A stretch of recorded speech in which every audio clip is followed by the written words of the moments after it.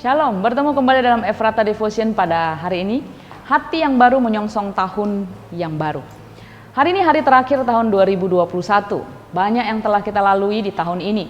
Pandemi COVID yang masih meninggalkan bekas luka dan kesedihan bagi beberapa orang yang kehilangan anggota keluarganya karena COVID.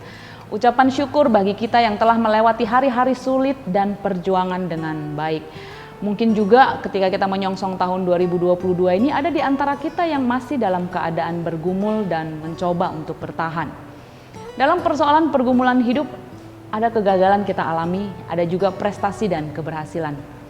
Terkadang kita mempercayai Tuhan dan berserah penuh, ada kalanya juga kita mulai ragu dan hampir meninggalkan Tuhan karena keadaan dan sakit yang mungkin kita alami. Firman Tuhan berkata dalam Yehezkiel 36 ayat 26, "Kamu akan kuberikan hati yang baru dan roh yang baru di dalam batinmu.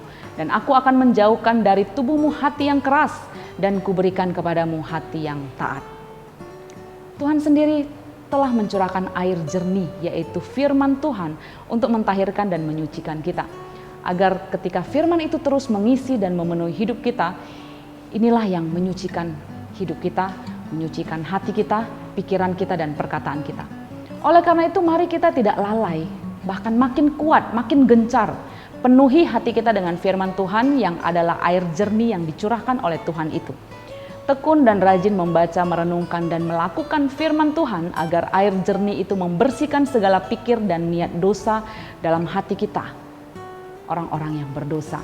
Dengan demikian ayat 27 berkata, "Rohku akan kuberikan diam di dalam batinmu, dan aku akan membuat kamu hidup menurut segala ketetapanku dan tetap berpegang pada peraturan-peraturanku dan melakukannya."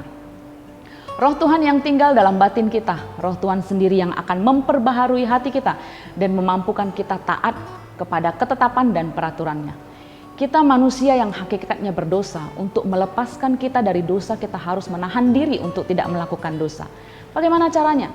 Tidak akan mampu dengan sekedar kemauan dan kemampuan yang kita punya sebagai orang berdosa. Itu sebabnya kita butuh Roh Tuhan agar memampukan kita menahan diri untuk tidak melakukan dosa. Yesus berkata untuk mengikuti Dia, kita harus menyangkal diri, memikul salibnya setiap hari dan mengikut Dia.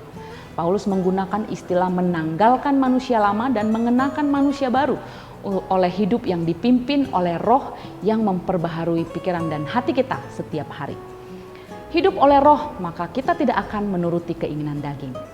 Nah, Bapak Ibu yang terkasih, mari menyongsong tahun baru, tahun 2022 dengan mengingat bahwa Tuhan telah memberikan kepada kita hati yang baru, hati yang dibaharui untuk mampu menjadi taat dan melakukan segala ketetapannya. Sehingga kita hidup menurut kehendak-Nya dan makin jadi berkat. Mari kita berdoa. Tuhan, kami bersyukur kalau Tuhan pimpin dan sertai kami boleh melewati tahun 2021 ini, walaupun tidak mudah, walaupun ada banyak yang kami alami, tapi kami bersyukur hari ini kami mengalami berkat Tuhan.